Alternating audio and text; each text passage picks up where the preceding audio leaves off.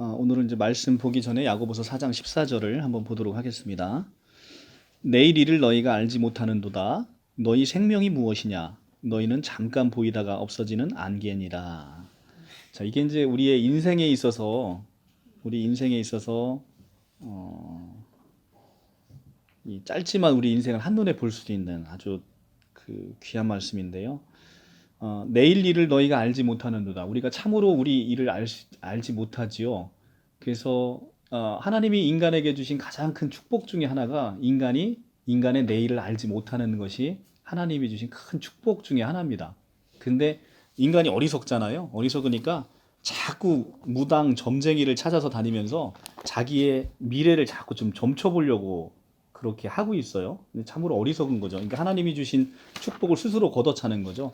인간이 자기 일을 알 때 인간들은 굉장히 좀 고통스러울 거예요. 그러니까 물론 좋은 일을 보면 뭐 좋은 일을 미리 안다고 해서 더 좋아질 것도 없는데 그냥 그 좋은 일을 미리 알아서 기뻐하는 것보다 자기에게 예를 들어 제가 내일 죽는다 이렇게 하면 오늘 이 시간에 여기 와서 이렇게 평온한 삶을 살아갈 수 있겠습니까? 못 살아가죠. 그래서 전도서 7장 14절에 보면 제가 한번 읽어드려 볼 테니까 한번 보세요. 형통한 날에는 기뻐하고 공고한 날에는 되돌아보아라. 이 두 가지를 하나님이 병행하게 하사 사람이 그 장래 일을 능히 헤아려 알지 못하게 하셨느니라. 자, 하나님께서 우리의 장래 일을 알지 못하게 하셨어요. 그 이유는 뭐냐면 인간이 장래 일을 알 때는 오늘같이 이런 평안한 삶을 살 수 없다는 겁니다. 그래서 우리는 장래 일을 알지 못하지만 성경에서 분명히 우리에게 약속하고 성경은 모든 게 약속으로 이루어진 거잖아요. 구약, 신약 이게 옛 언약, 새 언약 이 약속이라는 겁니다. 그 약속인데 이 약속을 분명하게 해주셨는데 그 약속은 뭐냐면 우리가 결국은 마침내 승리하는 인생을 살 것이다. 너희에게 이미 승리하는 인생은 이루어졌다라는 그 약속을 이미 우리에게 주셨다는 거죠. 근데 그것은 우리가 이룬 것이 아니라 그리스도께서 자기가 다 이뤄 놓으셨고 우리에게 선물로 주시겠다라고 약속을 하신 거거든요. 하신 겁니다. 그래서 우리는 우리 일을 알지 못하는데 너희 생명이 무엇이냐? 우리 생명은 결국은 이 푸스케라고 제가 그 말씀을 드렸는데 우리 두 분 새로 오셨으니까 제가 그 말씀을 간단하게 볼게요. 인간은 자기가 경험하지 않은 것은 전혀 알지 못합니다. 그래서 우리에게 지금 갖고 있는 이 사람의 목숨, 우리가 생명을 느낄 수 있잖아요. 지금 내가 살고 있으니까. 이 생명을 헬라어 원어로는 푸스케라는 단어를 쓰고 있어요. 그런데 성경에서 얘기하고 있는 생명이라는 단어, 내가 너희에게 생명을 주노니 할 때 그 생명은 조에라는 거예요. 우리가 인간이 한 번도 가져보지 못한 생명. 그게 하나님만 갖고 있었던 그 생명이라는 겁니다. 삼위일체 하나님만. 그 생명을 너희에게 주겠다라고 얘기를 하고 있어요. 그래서 C.S. 루이스가 이 표현을 할 때 조각상이 사람의 생명을 얻는 것보다 인간인 피조물인 인간이 하나님의 생명을 얻는 게 더 놀라운 변화라는 거예요. 우리가 어느 날 조각가가 사람하고 똑같이 생긴 조각상을 만들어 놨는데 그 조각상이 사람이 됐다라고 한다면 얼마나 놀랍겠어요, 그게. 그죠? 강아지가 사람이 됐다고 생각해 보십시오. 얼마나 놀랍겠어요. 근데 사람이 하나님의 생명을 얻었다는 건 그보다 더 놀랍다는 거예요. 강아지가 사람이 된 것보다 사람이 하나님의 생명을 얻은 게 더 놀랍다는 겁니다. 왜냐하면 피조물이 창조주의 생명을 얻은 거기 때문에. 성경이 우리에게 주는 생명은 그 생명을 너희에게 주겠다라는 것이고 그게 이미 우리에게 주어졌다는 겁니다. 2000년 전에 예수 그리스도께서 죽고 부활하시면서 자, 이게 어떻게 가능하냐? 이제 이게 새신자분 이제 새로 오셨으니까 이제 그게 궁금하실 거예요. 근데 오늘은 제가 이 얘기를 하려고 하는 이유는 오늘 이 에베소서 마지막 시간인데 에베소서의 말씀을 이해하려면 이 시간 개념을 이해하지 못하면 이해가 안 돼요. 그렇기 때문에 제가 이 말씀을 간단히 드립니다. 자, 성경을 보면 창세기에 아담이 나와요. 아담. 이 아담은 인류의 시조예요. 인류의 시조. 인류의 시조인데 이 인류의 시조가 하나님이 만들어 놓고 아름다운 동산을 만들어서 아담을 놨어요. 근데 네가 다 그 안에서 자유롭게 하고 무엇이든 따먹되 가운데 동산 가운데 있는 선악을 알게 하는 선악 나무의 열매를 따먹지 말라라고 말씀을 했습니다. 여기에는 선악나무뿐만 아니라 생명나무를 같이 심어놨어요. 생명나무. 이때의 이 생명이라는 나무의 이 생명은 지금 우리의 생명을 얘기하는 게 아니고 지금 예수 그리스도가 이 땅에 오셔서 하나님만 갖고 있었던 영원히 꺼지지 않는 영생, 그 생명, 그러니까 헬라어 단어로 조에의 생명의 나무를 같이 심어놨는데 둘 중에 하나를 선택해서 이거를 만약에 따먹었으면 인류의 모든 역사는 지금 이 역사가 아니라는 거죠. 근데 이 인류의 최초의 시조는 생명나무를 거절하고 하나님과 똑같이 되기를 네가 이 선악을 알게 하는 나무를 먹으면 정녕 하나님과 똑같이 된다라는 그 사탄의 꾀에 넘어가서 선악나무를 따먹었습니다. 그러므로 인류가 아담 한 사람으로 인해서 이제는 타락해서 아담의 후손인 우리는 이 원죄를 다 받고 태어나서 아담이 아담을 낳으면 죄가 죄를 낳는 거예요. 계속 죄가 죄를 낳고 죄가 죄를 낳고 내가 내 자식을 낳으면 죄가 죄를 잉태한즉 계속해서 죄가 커지는 이런 인류의 역사가 시작이 됐다는 겁니다. 그래서 이 인류의 역사가 시작이 돼서 이 생명나무가 이 생명나무의 이 영원한 영생을 할 수 있는 가능성이 없어지고 인류 역사는 이제는 죄로 점철된 역사를 갖고 오게 됐다는 거죠. 이 인류의 역사가 쭉 내려오다가 하나님의 계획하심 가운데 이제는 이 인류의 죄의 역사를 끝내고 그래서 창세기 1장 1절부터 나오는 게 뭐죠? 창조의 역사가 나오잖아요. 그래서 이게 창세기잖아요. 창조의 역사가 나오는데 이제는 예수 그리스도를 이 땅에 보내셔서 새 창조를 다시 하겠다 이거예요. 새 창조의 역사를 다시 시작한 게 그게 이제 신약의 시작인 겁니다. 신약의 시작. 근데 이것은 예수를 믿든 믿지 않든 온 우주의 사람들이 다 사람이면 이걸 다 믿어요. 왜냐하면 BC와 AD를 이 BC는 Before Christ의 약자잖아요. AD는 아노 도미니의 이 약자란 말이에요. 아노 도미니는 이게 주의 해라는 뜻입니다. Before Christ는 예수 이전의 시대. 그러니까 인류의 역사는 예수 그리스도를 기점으로 누구나 나눕니다. 그리스도인이든 그리스도인이 아니든. 이게 바로 이 예수 그리스도가 얼마나 종교를 떠나서 모든 사람들이 다 받아들이는 만큼 인류 역사의 기원이 됐다는 거죠. 그래서 이것을 성경에서는 새 창조라는 겁니다. 새 창조. 그래서 이 예수 그리스도를 고린도전서 15장 45절 제가 제일 좋아하는 성경 구절인데 이때 이 예수 그리스도를 뭐라고 부르냐면 마지막 아담이라고 15장 45절에 부릅니다. 예수 그리스도께서 마지막 아담이 되셨기 때문에 예수 그리스도를 믿는 그 이후의 세대는 이제는 더 이상 아담이 아닌 거죠. 마지막 아담이니까 더 이상 아담은 아니잖아요. 마지막이라는 단어는 last. 그죠? 그러니까 이 아담의 죄가 어디서 끝나는 거예요? 예수 그리스도로 인해서 끝나고 우리는 그리스도 안에서 새로운 출발. 그래서 마태복음 1장 1절이 뭘로 시작해요? 다윗과 아브라함의 계보로부터 시작을 하는 거죠. 우리가 그 계보 안으로 이제는 새로운 역사를 써나간다는 얘기입니다. 이게 바로 복음의 시작이라는 거예요. 근데 그러면 자 이렇게 시작이 됐고요. 이렇게 시작이 된 인류의 역사가 2000년 전에 이제 2000년 전으로 가볼게요. 2000년 전에 예수 그리스도가 이 땅에 오셨어요. 이 땅에 오셔서 구약을 보면 계속해서 내가 너희를 구원하겠다, 너희를 구원하겠다, 너희를 구원하겠다 이렇게 얘기를 계속해서 하나님이 약속을 해오셔서 이스라엘 백성을 택해서 그랬더니 이스라엘 백성들이 생각하는 게 우리가 계속해서 이민족의 침입을 받으니까 이민족의 그 침입의 역사로부터 우리를 구원할 구원자를 보내시나 보다라고 생각을 했던 거예요. 이스라엘 백성들이. 그래서 계속해서 메시아를 기다렸는데 정작 온 이 메시아라는 사람은 비범한 사람이긴 해요. 아픈 사람도 고치고 눈먼 자를 고치시고 귀머거리를 고치시고 죽은 자를 살리시고 능력도 행하는데 정작 자기들이 기다렸던 그 메시아는 로마 군대를 다 무찌르고 우리를 해방시키는 그 메시아를 기다렸는데 이 예수는 처음에는 능력을 행하는 듯 하다가 십자가에서 그렇게 조롱을 해도 내려오지 못하는, 그래서 그 군인들의 총과 칼에 맞아서 결국은 자기 스스로가 수치를 당해서 십자가 처형을 당하고 마는 그 메시아가 돼버렸다는 거예요.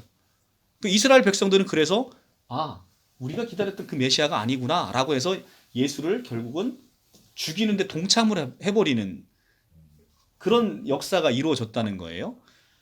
그런데 구약에서 얘기하는 나중에 이제 예수 그리스도가 이제 십자가에 달려 죽으시고 계속해서 이제 예수와 함께했던 제자들에게 내가 죽지만 사흘 안에 내가 부활할 것이다 라고 얘기를 해주셨는데 제자들이 그게 믿지도 못했을 뿐더러 그게 무슨 말인지도 몰랐는데 비로소 부활한 예수가 다시 제자들을 만나고 나서야 제자들이 3년 반 동안 예수께서 여태까지 하신 말씀이 무슨 얘기인지를 비로소 깨달은 거예요. 그러니까 하나님이신 예수가 와서 직접 가르쳤는데도 제자들은 3년 반 동안 교육을 받았는데 복음의 진리가 무엇이었는지를 정작 몰랐다는 거죠. 언제 깨달았냐면 예수가 부활하고 나서 비로소 성령이 이들에게 임하고 나니까 요한복음 2장 22절에 비로소 제자들이 예수께서 하신 말씀을 깨닫게 됐다는 거예요. 그런데 예수께서는 그럼 살아생전에 이 자기의 죽음과 부활과 승천에 대해서 다 예언을 하셨는데 이것의 의미를 아주 자세하게 요한복음이나 각 복음서에서 풀어놨죠. 십자가는 내가 너희의 죄를 위해서, 내가 대신 너희를 위해서 죽는 그 우주적인 죽음이다 라고 얘기를 하시고, 내가 부활하는 것은 너희를 위해서, 너희에게 아까 얘기했죠.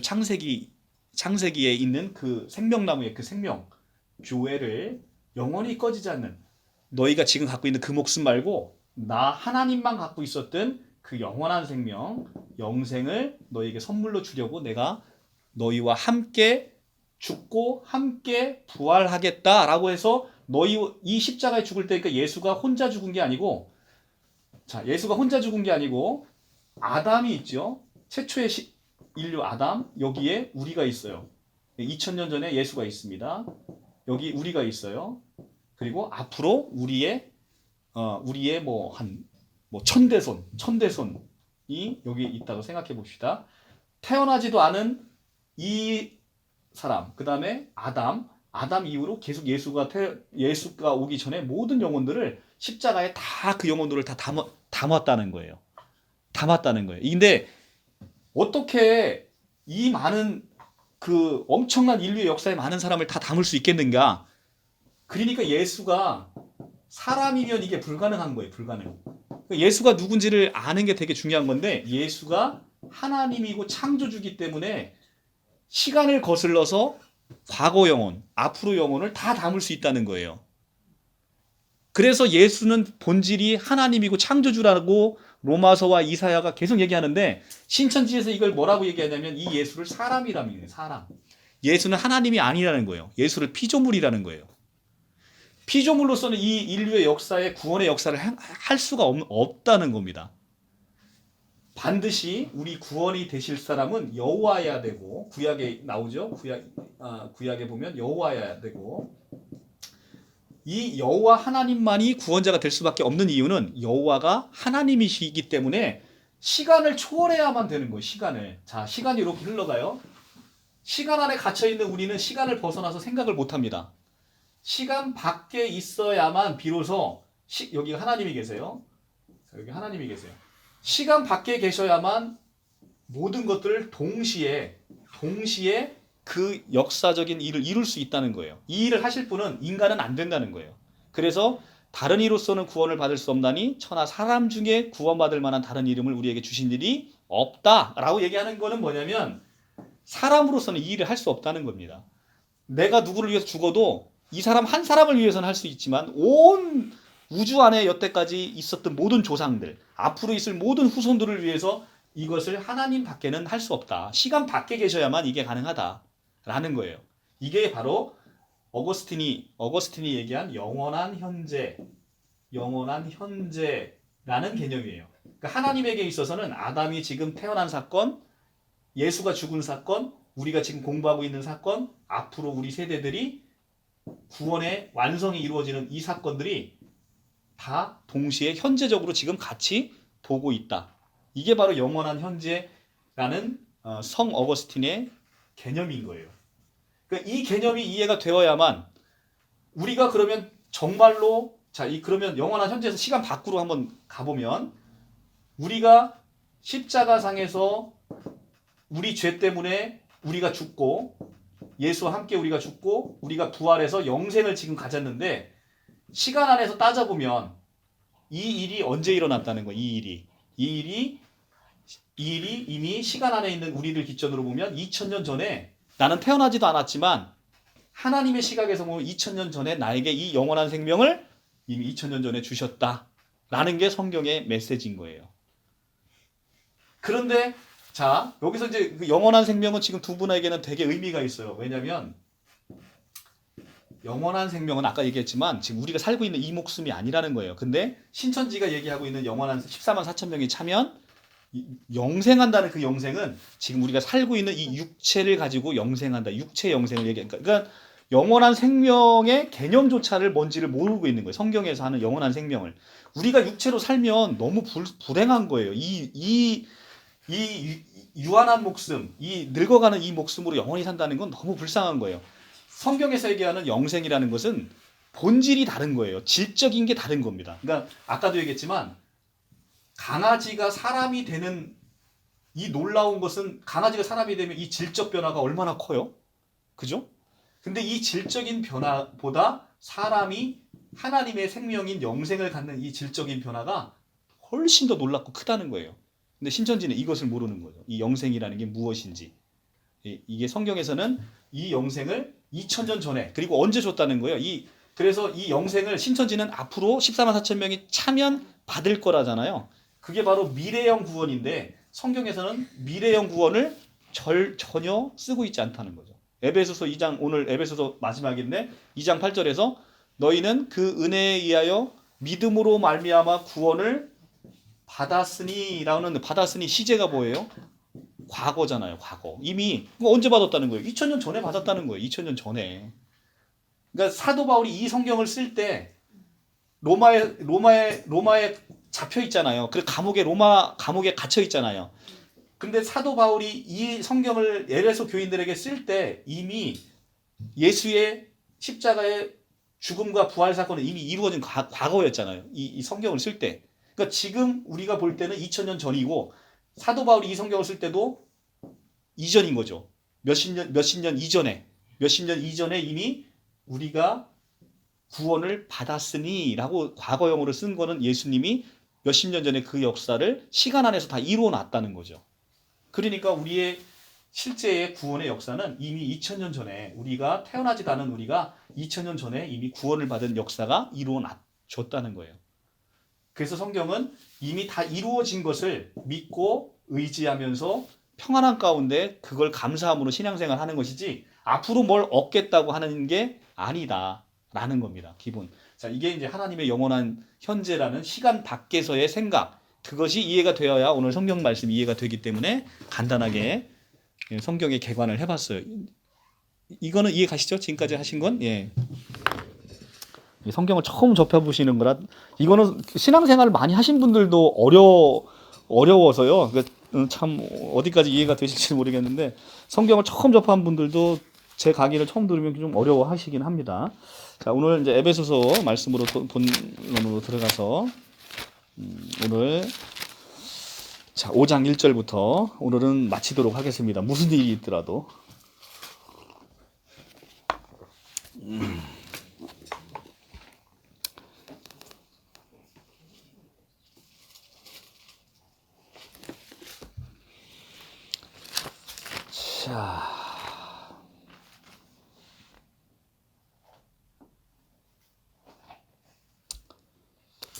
자, 5장 1절.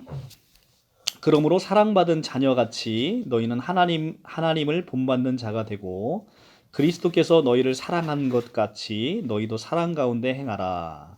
그는 우리를 위하여 자신을 버리사 향기로운 제물과 희생 제물로 하나님께 드리셨느니라.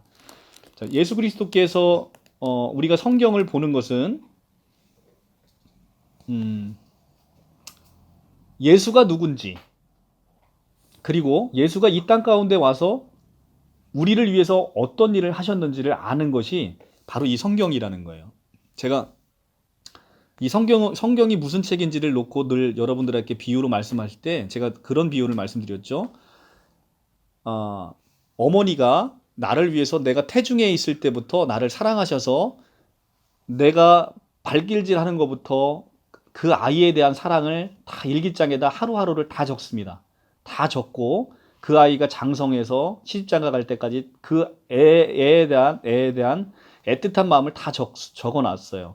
다 적어놨는데 어느 날 이제 어머니가 돌아가시고 유품을 정리하다가 그 딸이 그 어머니의 유품의 일기장을 보면서 어머니가 나를 지극정성으로 사랑했는지는 알겠지만 어떤 마음으로 어떻게 사랑했는지를 그 일기장을 보면서 비로소 내가 사랑을 느끼듯이 성경이 바로 그렇다는 거예요. 성경이 하나님이 인간을 어떻게 사랑하셨는지를 다 기재를 해놨어요. 예수님이 돌아가시고 나서 우리가 그 성경을 넘겨보면서 예수님이 우리를 위해서 어떻게 사랑하셨는지를 하나하나를 보는 작업이다. 이렇게 보시면 정확하게 이해를 합니다. 자, 여기도 보시면 예수님이 우리를 위해서 자신을 버리셨대요. 그리고 향기로운 제물과 희생 제물로 하나님께 드리셨다는 겁니다. 자, 예수는 우리를 위해서 본질적으로 예수는 하나님의 신성을 갖고 계시기 때문에 신성 안에서 죽을 수가 없는 분이에요. 그런데 이 땅 가운데 성육신을 하셨다는 것은 정말 놀라운 거예요. 하나님이 인류 역사상 성육신을 인간의 몸을 입고 오셨다는 것은 정말 놀라운 자기 희생이 아닐 수가 없다는 겁니다. 그러니까 이런 거죠. 제가 이제 여기서 가위바위보를 짜요. 가위바위보 짜가지고 우리가 이제 개미가 이렇게 쭉 보면 개미가 막 물건을 어렸을 때 보면 막 이렇게 뭐 하나 조그만 걸 들고서 열심히 막 이렇게 갑니다. 근데 그 앞에 너무나 큰 산이 있어서 이 넘어가지 못하는데 그걸 보이지 못하고 계속해서 가요. 근데 그 개미가 불쌍해서 야, 우리 중에 누가 가위바위보를 짜서 야, 개미야, 거기 맨날 그 가봐야 너 그거 헛수고다. 여기 가면 네가 금방 죽을지도 몰라. 라는 거를 누구에게 개미에게 알려줘야 되는 거예요. 이 개미는 아무리 우리가 여기서 얘기한다고 해서 안 되니까. 그래서 가위바위보를 짜서 누군가가 개미가 돼갖고 그 개미에게 그 얘기를 해주러 누군가가 간다고 생각해 보십시오. 그럼 내가 개미가 돼야 되는데 사람인 우리가 피조물인 우리가 같은 피조물인 개미가 되는 것도 사실은 끔찍한 일이잖아요. 근데 창조주가 자기 피조물 세계로 와서 피조물이 된다는 것은 참 놀라운 자기 희생이 아닐 수가 없다는 거죠. 그게 바로 우리를 위한 성육신 자체가 우리를 위한 놀라운 계획이고 놀라운 희생이다. 그런데 성육신하신 예수가 성육신으로 그치는 게 아니고 우리를 위해서 십자가의 그 수모, 그 치욕, 그 저주를 다 받으셨다.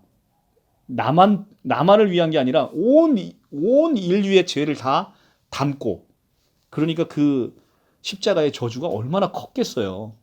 그러니까 예수는 우리와 똑같이 고통과 기쁨과 슬픔을 느끼시는 분인데 온 인류의 죄를 자기 몸에 다 담는다고 생각해 보십시오. 그게 이거 생각만 해봐도 온 인류의 죄값을 내가 다 받고 저주를 받는다라고 하면 그 십자가의 그 저주의 사건은 정말 사람으로서는 감당하기 힘든 이만저만 큰 고통이 아닐 겁니다. 근데 그 고통을 다 감내하셨다. 그리고 결국은 우리를 성부 하나님의 자기의 죽음으로 인해서 창세기 2장 17절에 선악과를 따먹으면 하나님이 얘기하신 우리하고의 약속이 뭐냐면 찾아보실 필요 없어요. 하나님이 우리하고 약속하신 건 뭐냐면 너희가 선악과를 따먹으면 정령 죽으리라라는 언약을 맺으셨어요. 그러니까 선악과를 따먹은 아담의 후손은 정령 죽지 않고서는 우리가 구원받을 수 있는 길이 없는 거예요. 그러니까 정령 죽으리라라는 언약이 성취돼야 되는데 그 언약의 성취를 예수 그리스도께서 우리를 대신해서 이루셨다는 겁니다. 그래서 우리는 반드시 죽어야 되는데 그 죽음을 예수 그리스도로 인해서 예수 그리스도가 대신 죽어줌으로 우리가 이제는 하나님과 원수되었던 우리를 화목 제물로 삼으셔서 우리와 하나님을 화평케 했다. 그래서 이제는 우리가 하나님을 내가 아버지라고 부를 수 있는 자격이 우리에게는 주어졌다. 그것이 이제 예수께서 우리에게 드린 놀라운 선물이고 희생 제물이라는 겁니다. 자, 그러기 때문에 이제 5장 3절부터는 그러기 때문에 예수 믿는 우리들이 어떻게 생활해야 되는지 우리의 생활에 대한 면이 쭉 지금부터는 나옵니다. 자, 여기서 이제 우리의 생활의 면을 볼 때 우리가 하나 제가 이제 여러분들한테 당부드리고 싶은 말은 이것은 우리의 의지도 물론 엄청 중요합니다. 엄청 중요한데 우리의 의지만으로는 이것을 절대 이룰 수 없다는 거예요. 그러니까 이것은 우리에게 의무적으로 율법으로 주어진 게 아니고요. 약속으로 주어졌다는 겁니다. 내가 너희에게 성령으로 들어와서 이 일을 네가 마침내 할 수 있도록 내가 너를 돕겠다. 이 일은 너를 통해서 내가 하겠다라는 것이지 우리에게 율법으로 주어져서 이걸 지키지 못했을 때 네가 저주받고 네가 지옥불에 떨어지고 이런 의미가 아니라는 겁니다.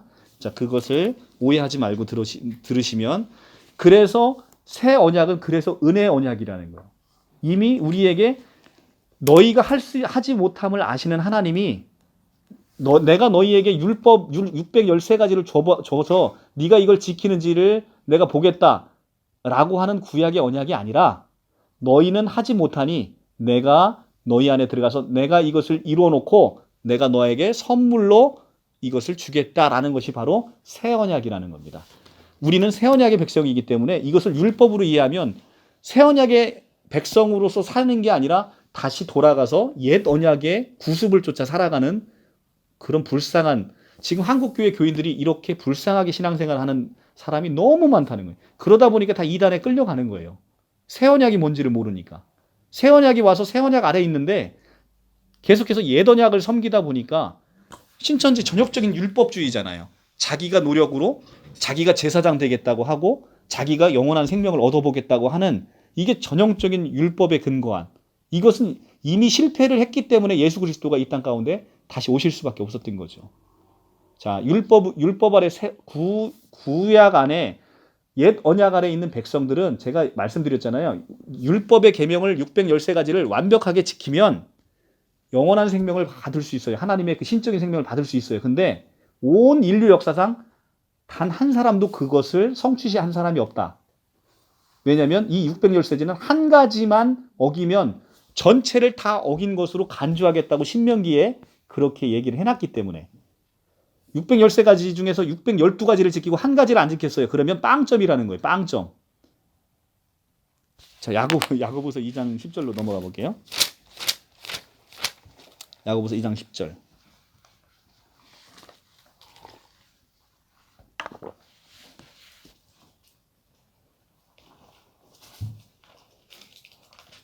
(2장 10절) 야고보서 2장 373쪽 구약 373쪽.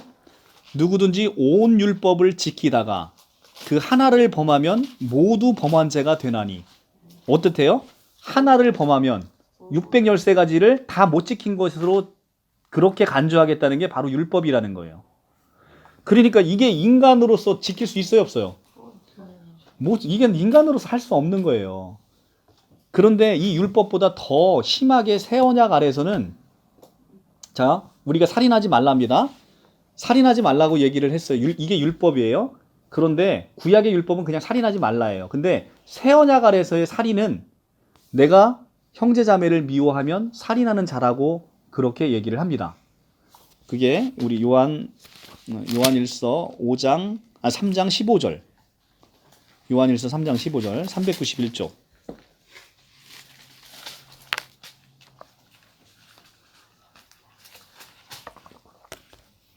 그 형제를 미워하는 자마다 살인하는 자니 살인하는 자마다 영생이 그 속에 거하지 아니하는 것을 너희가 아는 바라.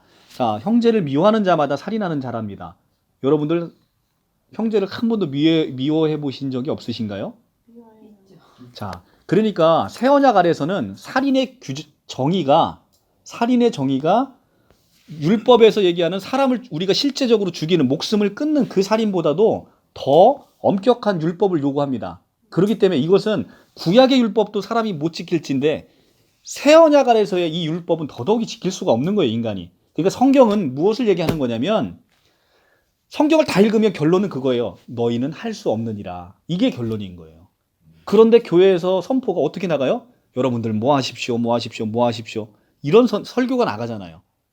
여러분들은 이웃을 사랑할 수 없습니다. 여러분들은 가족을 사랑할 수 없습니다. 여러분들은 무엇을 할 수 없습니다. 이 선포가 나가야 되는 거예요. 그래서 여러분들은 성령 하나님을 의지해서 하나님이 그걸 하실 수 있도록 여러분들은 하나님께 여러분들의 마음을 드려야 됩니다. 이 설교가 나와야 되는데 교회에서는 계속해서 여러분들이 이웃을 사랑하십시오. 여러분들이 뭐 하십시오. 여러분들이 전도하십시오. 여러분들이 뭐 하십시오. 계속해서 우리가 할 수 있는 것을 전제로 선포가 이루어진다는 거죠. 그러니까 성경의 메시지하고는 다른 메시지인 거예요.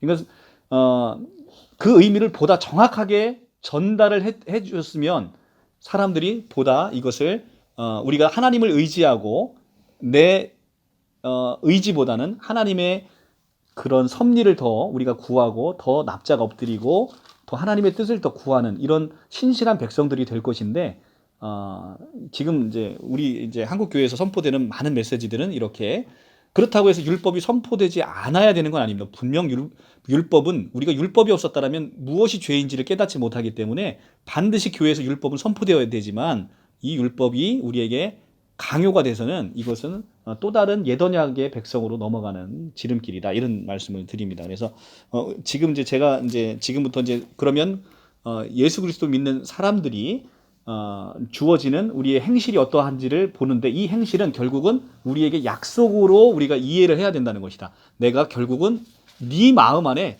정한 마음을 창조해서 너희 안에 정직한 영을 새롭게 하고 너희 안에 새 영을 내가 부어주겠다라는 그 예언의 말씀, 그 에스겔 선지자의 그 예언의 말씀이 다시 우리 안에 새 영을 우리에게 부어주셔서 그 새 영으로 인해서 우리가 이 일을 마침내 이룰 수 있다라는 것을 머릿속에 두시고 읽어보도록 하겠습니다. 5장 3절 음행과 온갖 더러운 것과 탐욕은 너희 중에서 그 이름조차도 부르지 말라. 이는 성도에게 마땅한 바니라. 누추함과 어리석은 말이나 희롱하는 말이 마땅치 아니하고 오히려 감사하는 말을 하라. 우리가 예수 그리스도의 복음을 제대로 알면 사실은 감사하는 말 이외에는 할 것도 없어요. 정말로 너희가 정녕 이것을 알거니와 음행하는 자나 더러운 자나 탐하는 자 곧 우상 숭배하는 자는 다 그리스도와 하나님의 나라에서 기업을 얻지 못하리니 누구든지 헛된 말로 너희를 속이지 못하게 하라. 이로 말미암아 하나님의 진노가 불순종의 아들들에게 임하니 그러므로 그들과 함께 하는 자가 되지 말라. 너희가 전에는 어둠에 있더니 이제는 주 안에 있는 빛이라. 빛의 자녀들처럼 행하라. 자, 이게 정확한 말입니다. 이게 너희는 전에 어둠에 있었더니 이제는 주 안의 빛이라. 빛의 자녀들처럼 행하라. 자, 이게 요한복음에 나오는 놀라운 얘기인 것인데요. 2000년 전에 예수가 이 땅 가운데 오셨잖아요. 예수가 2000년 전에 오셨는데 예수는 참 빛이시고요. 참 생명이시고 참 포도나무시고 하여튼 예수는 모든 것 되시는 분인데 그 중에서도 요한복음 빛으로 오신 예수 그리스도를 얘기하고 있습니다. 빛이 오면 어둠은 물러가게 되어 있죠. 빛과 어둠은 공존할 수가 없잖아요. 빛이 오면 어둠은 물러갈 수밖에 없는. 근데 예수가 오기 전에 우리는 어둠의 자식들이었다는 거죠. 어둠의 자식. 곧 마귀의 통치 아래에 있었다는 거예요. 마귀의 통치. 왜? 첫사람 아담의 후손이기 때문에 우리는 마귀의 통치 안에 어둠의 자식이 있다는 거예요. 그래서 예수님이 빛으로 오신 예수님이 오자마자 제일 먼저 하신 게 뭐예요? 천국이 가까이 왔다. 회개하라. 가까이 왔다. 회개하라. 라고 얘기하지 않습니까? 이 천국이 다른 말로 하나님의 나라. 하나님의 나라는 마귀의 통치가 아닌 하나님의 통치 아래에 있는 나라라는 얘기예요. 그러니까 천국이 우리가 죽어서 가는 게 아니고요. 우리는 계속해서 샤머니즘에 젖어 있다 보니까 천국이 죽어서 가는 저세상, 그 중에서 저세상 중에 구원받은 백성이 가는 곳이라는 생각을 하고 있잖아요. 이걸 장소적 개념으로 이해한다는 거죠. 장소적 개념으로 이해하는데 이게 아니라는 거예요. 성경은. 천국은 하나님의 나라, 그러니까 누구의 통치 아래 있는지에 대한 부분에 대한 거라는 거예요. 이 천국이.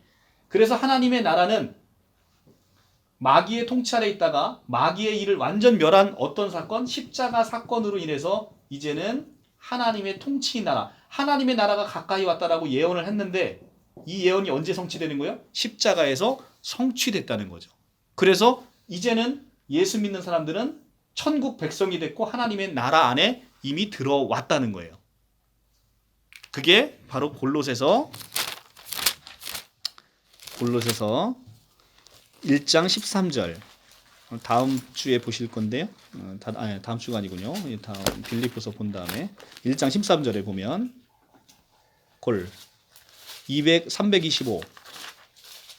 325 신약 324쪽이네. 324쪽.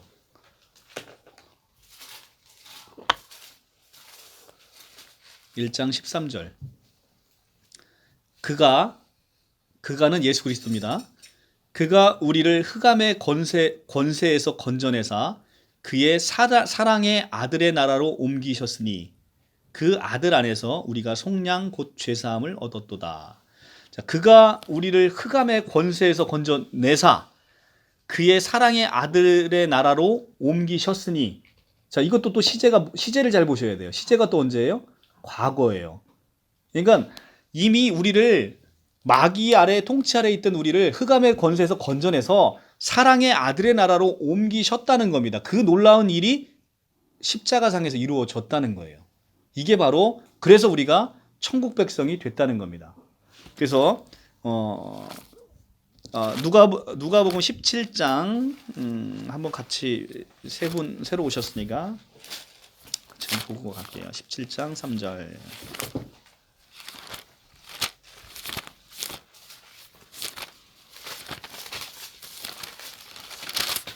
(125쪽)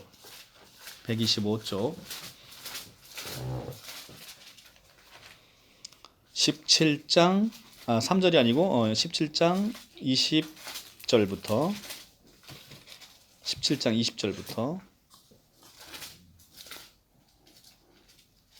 125쪽 17장 20절부터 바리새인들이 하나님의 나라는 바꿔 얘기하면 천국이라고 제가 말씀을 드렸어요.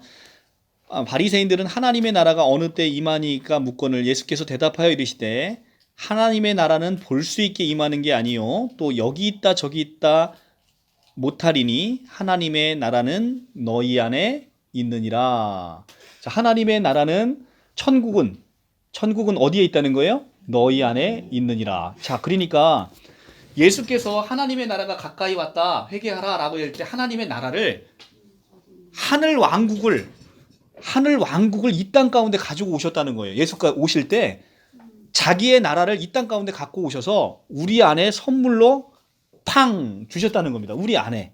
그러니까 천국을 우리가 죽어서 가는 그 개념이 아니라 이제는 마귀의 백성이었던 우리의 신분을 변화시킴으로 우리가 하나님의 백성이 된 그 자체가 이미 천국이라는 거예요. 자, 우리가 이제 요한복음을 보면 요한복음에 제가 3장 요한복음 3장 18절 한번 볼게요. 16절부터 한번 볼게요. 이게 성경을 처음 접하시는 분이니까 146조 너무나 유명하시고 귀한 말씀인데 여러분들 같이 한번 볼게요. 3장 16절 146조 하나님이 세상을 이처럼 사랑하사 독생자를 주셨으니 이는 그를 믿는 자마다 멸망하지 않고 여기서 영생 나오죠? 이 영생이 바로 하나님만 갖고 있었던 그 신적인 생명 조회를 얘기하는 겁니다. 영생을 얻게 하려 함이라.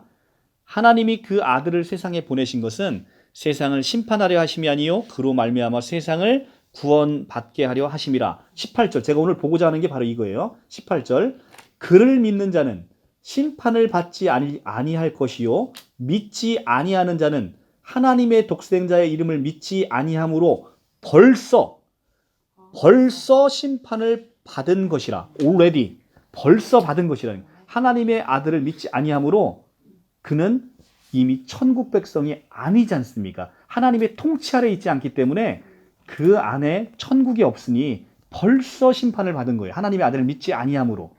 하나님의 아들을 믿는 사람은 그 안에 천국을 누리면서 이 땅 가운데 살면서도 이미 구원을 받은 것이고요. 그러니까 우리에게 있어서 구원의 개념은 신천지처럼 미래형 구원이 아니고 이미 2000년 전에 주어진 이미 놀라운 사건, 역사적 사건이라는 거예요. 역사적 사건. 그게 바로 성경에 얘기하는 놀라운 얘기인 것이죠. 자, 5장 9절 에베소서 다시 돌아가서 315조. 빛의 열매는 모든 착함과 의로움과 진실함에 있느니라. 주를 기쁘게 할 것이 무엇인가 시험하여 보라. 너희는 열매 없는 어둠의 일에 참여하지 말고 도리어 책망하라. 그들이 은밀히 행하는 것들은 말하기도 부끄러운 것들이라. 그러나 책망을 받는 모든 것은 빛으로 말미암아 드러나니 드러나는 것마다 빛이니라. 그러므로 이르기를 잠자는 자여 깨어서 죽은 자들이 가운데서 일어나서 그리스도께 너희에게 비추이시라 하셨느니라. 자, 우리 빛으로 예수 그리스도께 이 땅 가운데 빛으로 오셨어요. 어둠에 있는 사람들은 빛을 싫어합니다. 왜냐하면 빛이 있으면 자기의 모든 것들이 치부가 드러날까 늘 겁나기 때문에 빛을 멀리하죠. 그러니까 어둠의 자식들로 계속해서 남아있는 거예요. 근데 그래서 창세기 1장에서도 빛이 있으라 하니 빛이 있었고, 그래서 첫째 날이 시작되잖아요. 그죠? 밤이 되고 아침이 되니 이는 첫째 날이라. 왜 아침이 되고 밤이 되는 게 아니고 밤이 되고 아침이 되니 첫째 날이겠어요? 우리가 본래 빛이 오기 전에는 어둠의 자식들이기 때문에 밤이 되고 아침이 되는 거예요. 우리는 아침이 되고 밤이 돼야 첫째 날이잖아요.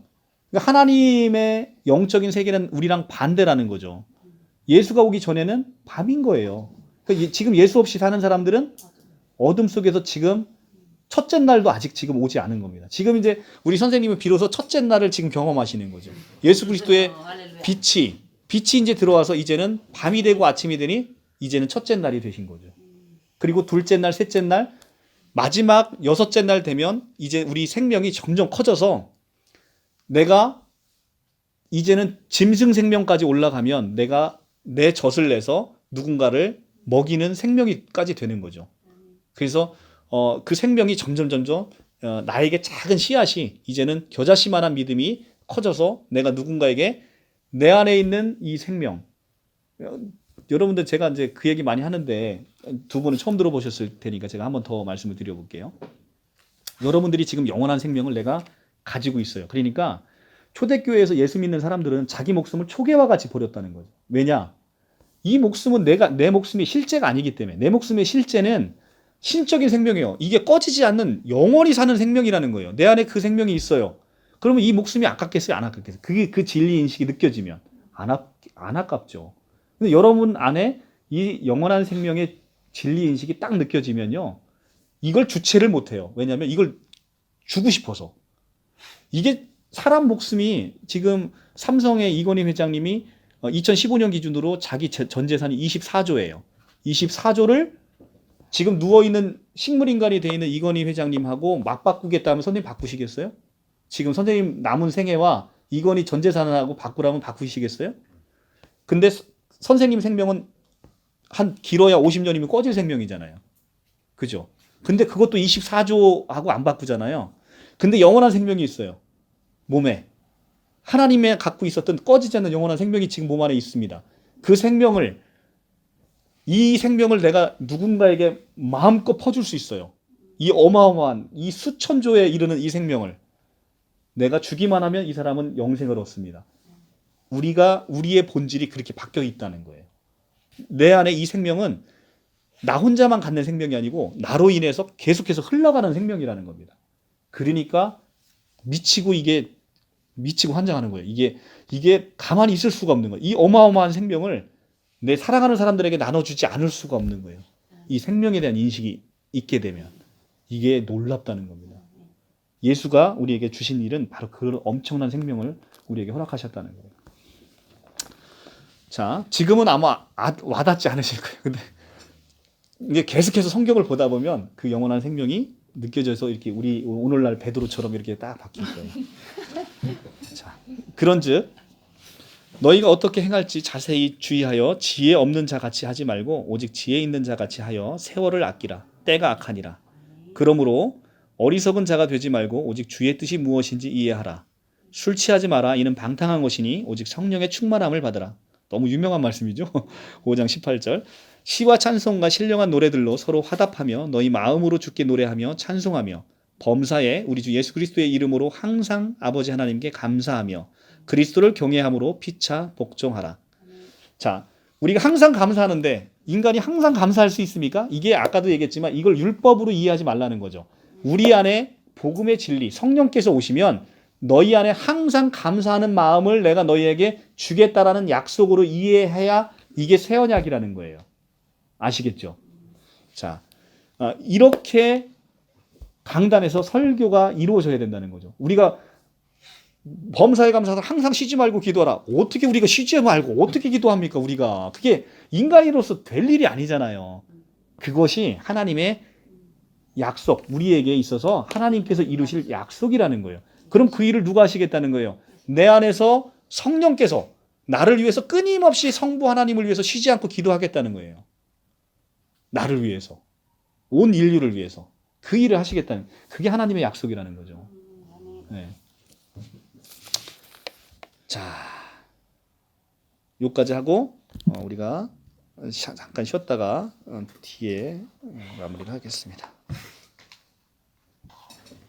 자, 이제 5장 22절부터 33절까지는 굉장히 중요한 성경 구절이에요. 굉장히 중요한 성경 구절이고 복음의 깊은 진리가 그 안에 담겨 있는, 놀랍습니다. 제가 오늘 나눠드린 프린트물에 이 존 칼빈의 에베소서에서 그 부분이 핵심적으로 나오는데 일단 제가 이제 먼저 성경 읽고요. 이건 하드리고 저는 내가 참 여러분들 강의할 때마다 저도 깜짝깜짝 놀라는데요. 제가 이제 이 부분을 그러니까 여러분들한테 이 책을 먼저 읽고 강의한 게 아니고 제가 이미 여러 번 오랫동안 강의를 하고 나서 저도 이제 뒤늦게 이제 여러분들한테 그 강의를 위해서 이제 이 책을 존 칼빈 이런 책들을 조금씩 읽어보는데 존 파이퍼 목사님이나 존 메가다 목사님이나 이런 지금 현재 살아계신 위대한 믿음의 거장들 이런 목사님들의 메시지나 존 칼빈이나 루터나 이런 분들의 책을 읽어보면 진짜 공통적으로 메시지가 다 동일하다는 거예요. 메시지가 다 동일하다는 거예요. 그래서 교부들의 이런 메시지는 우리가 지금 듣고 있는 이 강의들의 이런 메시지와 맥락이 같이 한다는 것에 저도 진짜 깜짝깜짝 놀랍니다. 그래서 많은 사람들의 믿음의 조상들 중에서 영적 거장들의 이런 메시지는 정말 힘이 있고 파워가 있고 놀라운 변화가 일어나는 것들에 대한 메시지는 다 한결같구나라는 생각이 이 책을 보시면서 한번 같이 느껴보실 수가 있을 것 같아요. 자, 이 아내와 남편에 대한 얘기는 먼저 우리가 창세기부터 먼저 보고 와서 읽어야 됩니다. 창세기 2장 23절 그리고 마태복음 19장 그리고 이제 에베소서 이렇게 같이 읽어봐야 은혜가 됩니다. 창세기 2장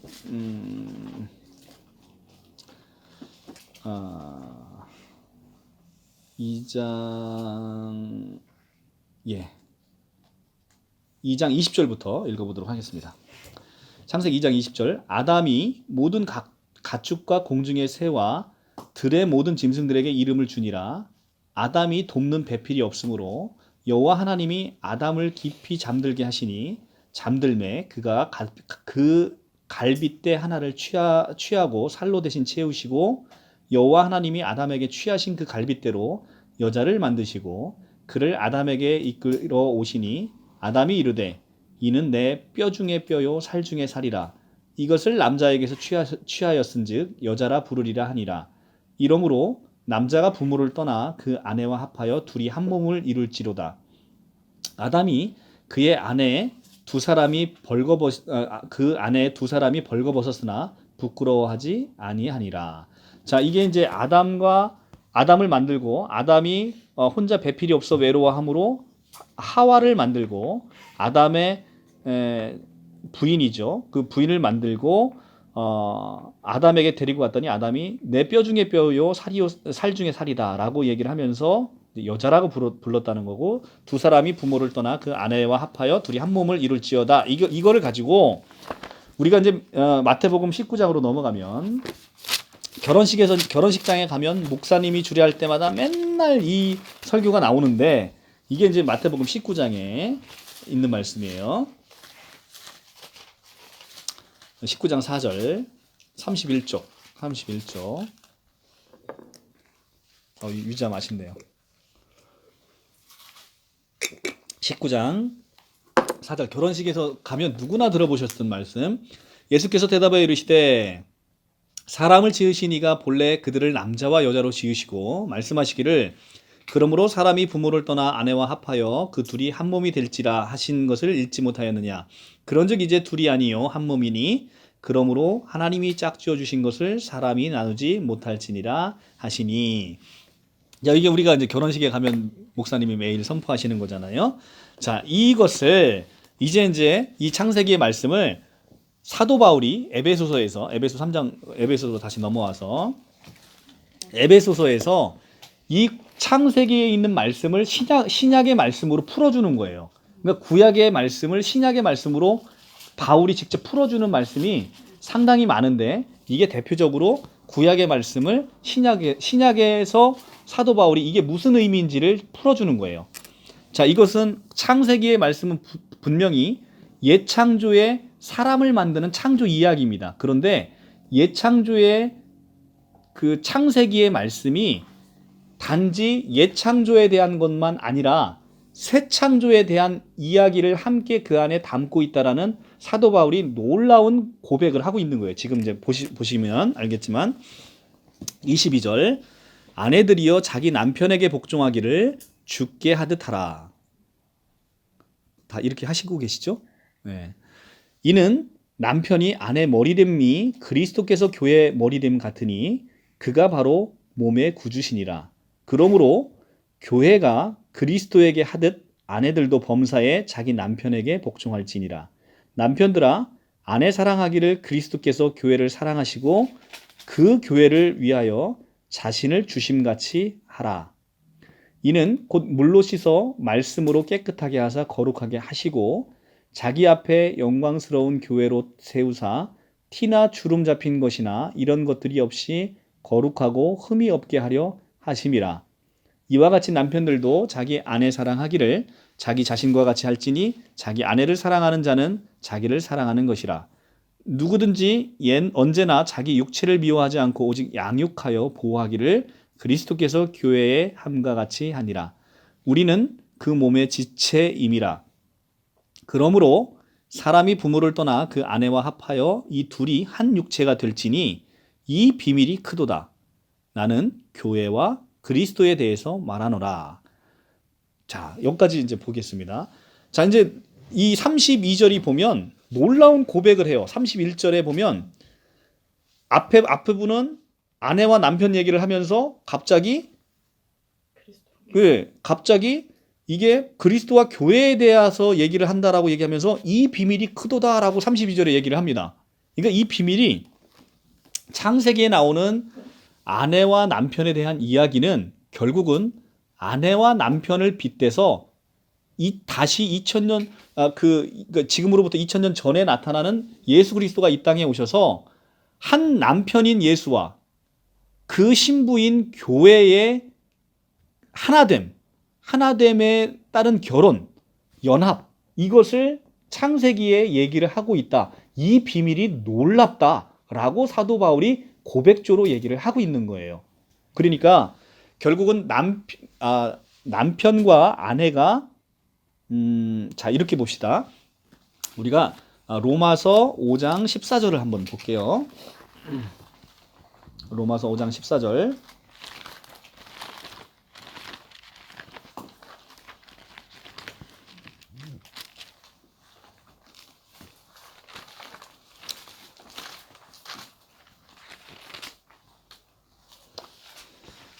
자,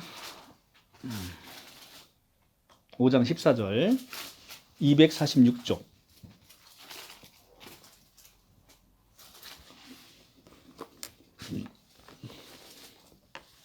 246쪽.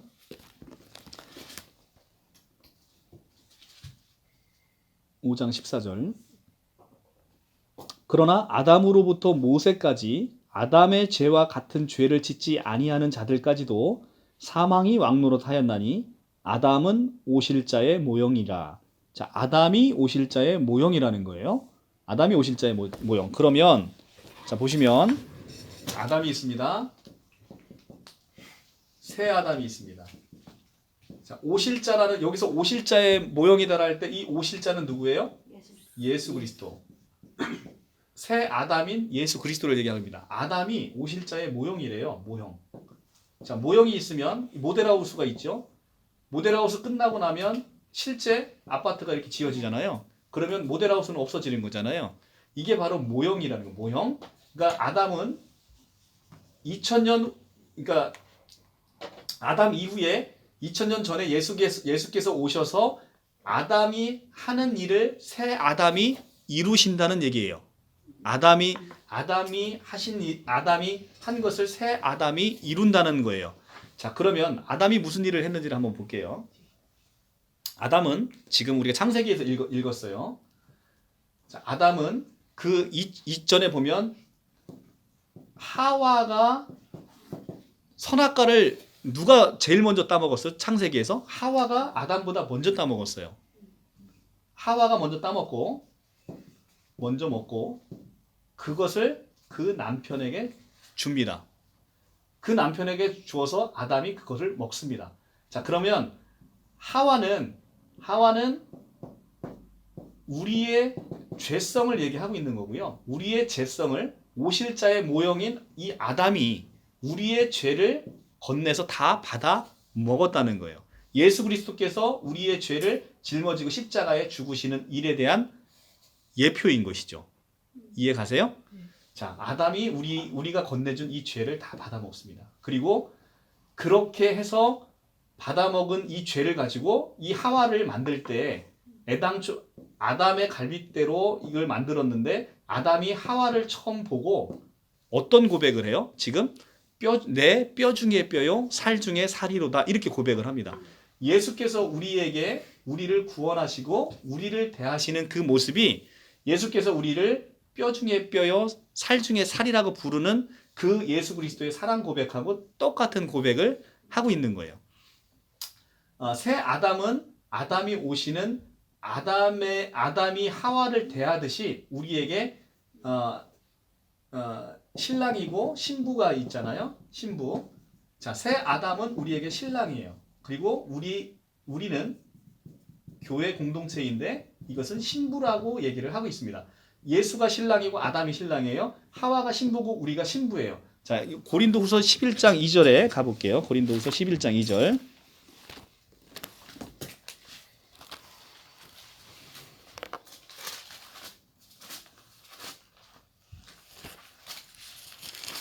고린도후서 11장 2절 297쪽.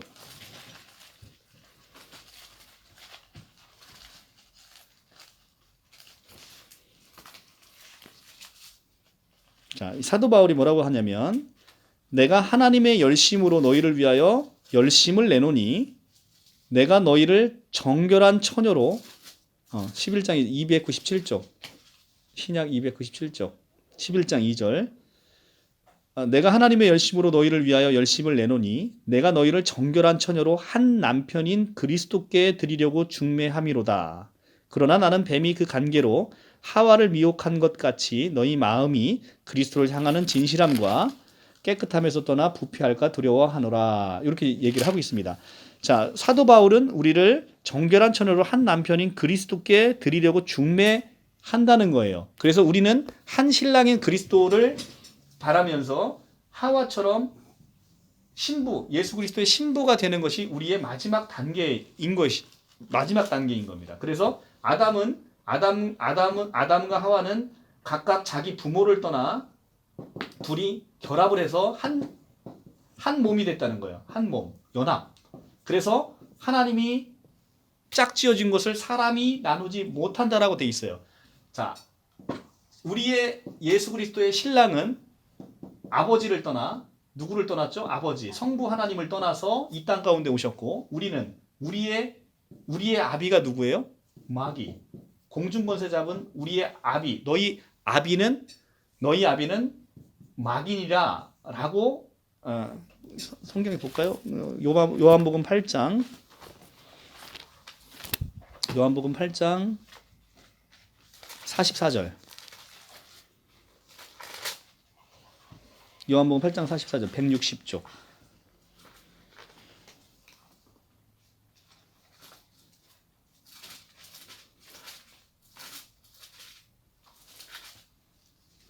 자, 너희는 너희 아비 마귀에서 났으니 너희 아비의 욕심대로 너희도 행하고자 하느니라. 그는 처음부터 살인하는 자요 진리가 그 속에 없으므로 진리에 서지 못하고 거짓말할 때마다 제 것으로 말하나니 이는 그가 거짓말쟁이요 거짓의 아비가 되었습니다. 자, 우리의 너희 아비는 마귀라는 거예요.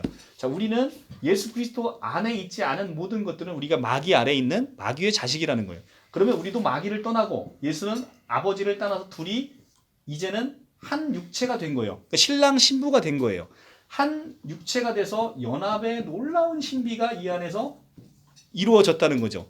자, 그래서 신랑과 신부인 우리가 하나의 한 몸이 돼서 우리가 그 지체 안에 됐으니 이제는 예수가 내가 된 거예요. 내가 예수가 됐다는 거예요. 이게 연합의 놀라운 신비라는 거예요. 내가 예수가 됐다는 게 이거는 성경에서 그래서 얘기하고 있는 건 너희는 너희 안에 성령 하나님이 계셔서 너희가 예수와 연합함으로 너희가 예수가 돼버렸다는 거예요. 그래서 예수가 십자가상에서 독생자이신 예수가 로마서 8장 27절에 독생자이신 예수가 신분이 맏아들로 바뀌었잖아요. 맏아들. 예수의 신분은 십자가상에서 독생자에서 맏아들로 바뀌었다는 거예요. 로마서 8장 27절을 한번 문으로 한번 보여드릴게요. 8장 27절.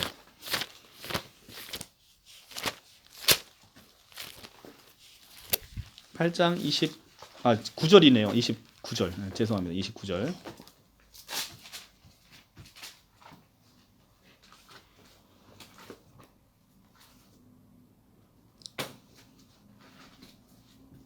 (250쪽) 8장 29절. 하나님이 미리 아신 자들을 또한 그 아들의 형상을 본받게 하기 위하여 미리 정하셨으니 이는 그로 많은 형제 중에 맏아들이 되게 하려 하심이라. 그로라는 것은 예수님을 얘기하고요. 그로 하여금 형제 중에 맏아들이 되게 하셨다는 거예요. 그러니까 예수님은 이 땅 가운데 오셨을 때 독생자라는 말은 많이 들어보셨죠. 그죠? 독생자가 이제는 맏아들이 됐다는 거예요. 그러면 맏아들이면 둘째, 셋째, 넷째, 다섯째, 여섯째는 누구예요? 예수를 믿는 사람들로 인해서 다 채워졌다는 거예요. 그것이. 그러니까 예수의 신분이 독생자로 오셨다가 많은 사람들을 자기의 신부로 삼아서 하나님의 자녀가 되는 놀라운 특권을 우리에게 허락하셨다라는 것입니다. 놀랍지요? 그런데 거기서 이제 한 번 더 놀라시는 일은 바로 핀김에 그러면 맏아들이 되셨고 우리가 하나님의 아들이 되셨는데 하나님의 아들이 되었다라는 놀라운 특권이 어디 나오냐면 15절, 8장 15절 바로 옆에 가면 자 14절부터 무릇 하나님의 영으로 인도함을 받은 사람은 곧 하나님의 아들이라. 8장 14절 무릇 하나님의 영으로 인도함을 받는 사람은 곧 하나님의 뭐래요? 아들이래요. 그러면 하나님의 영으로 인도받는 사람이 누구예요? 바로 우리잖아요. 그러니까 너희는 다시는 무서운 종의 영을 받지 아니하고 양자의 영을 받았으니 우리가 성부 하나님을 아빠, 아버지라고 부를 수 있는 특권이 생겼다는 거예요. 첫 번째 특권, 성부 하나님을 이제는 내가 아버지라고 부를 수 있다. 두 번째, 16절에 성령이 친히 우리 영과 더불어 우리가 하나님의 자녀인 것을 증언하신답니다. 그러니까 성령은 우리의 구원의 보증이라는 얘기가 바로 성령이 너 이제 하나님의 아들이 됐어 라고 얘기한다는 거예요. 그러니까 하나님의 아들이 되면 17절에 그러면 하나님의 아들이 됐으면 네가 어떤 사람이야? 상속자가 됐다는 거예요.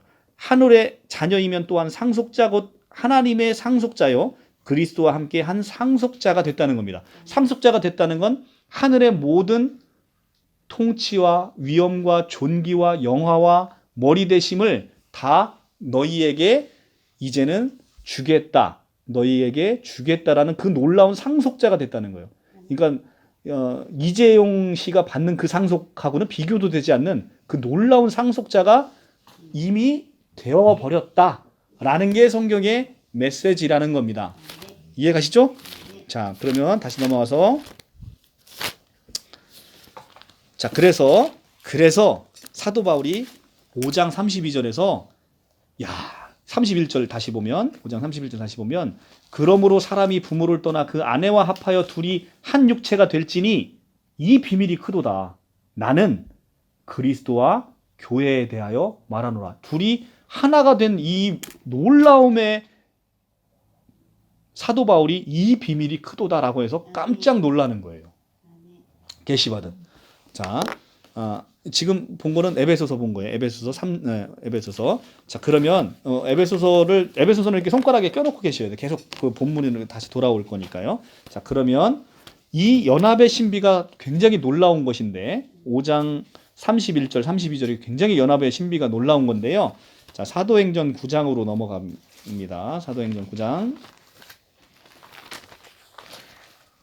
이 연합의 신비가 얼마나 놀라운지가 사도행전에 아주 이게 놀랍잖아요. 그죠? 사도행전 9장 1절, 201쪽.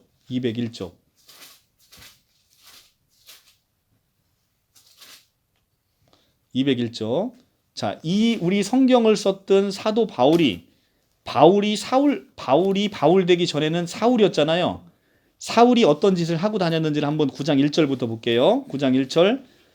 사울이 주의 제자들에 대하여 여전히 위협과 살기가 등등하여 대제사장에게 가서 다메섹 여러 회당에 가져갈 공문을 청하니 이는 만일 그 도를 따르는 사람들을 만나면, 자, 누구를 만나면?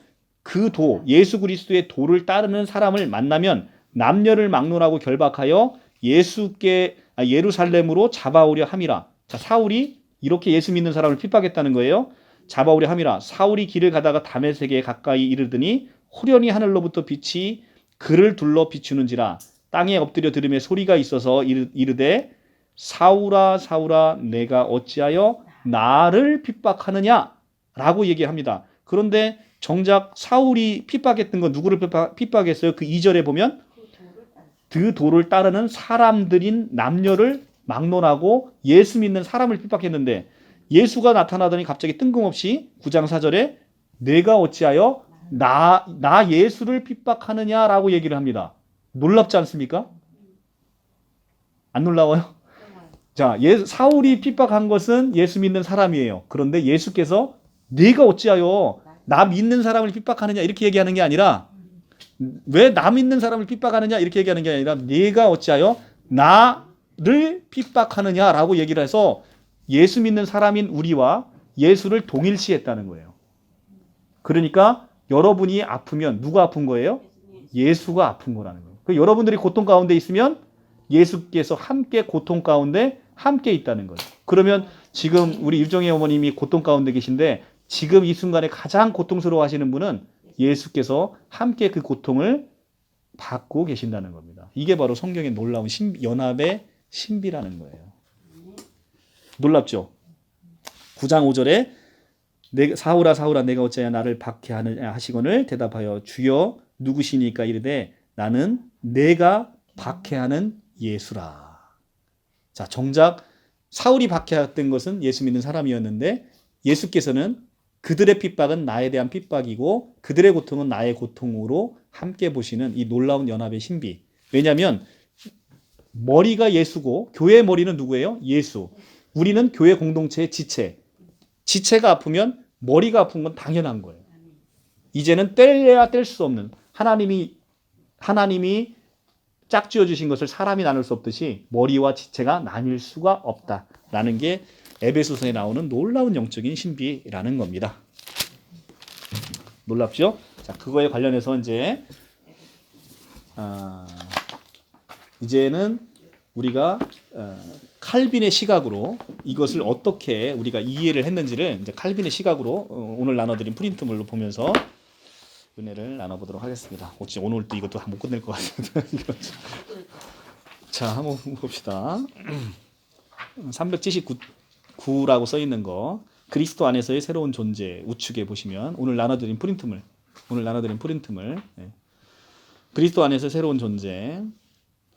그러나 여기서 주목해야 할 또 다른 문제가 하나 있습니다. 그것은 바울이 우리를 회복시켜주는 은혜와 우리 모두를 멸망케 했던 치명적인 타락을 비교하면서 그분이 지칭하듯이 그리스도께서는 두 번째 아담이 되시는 일을 그치지 않으신다는 것입니다.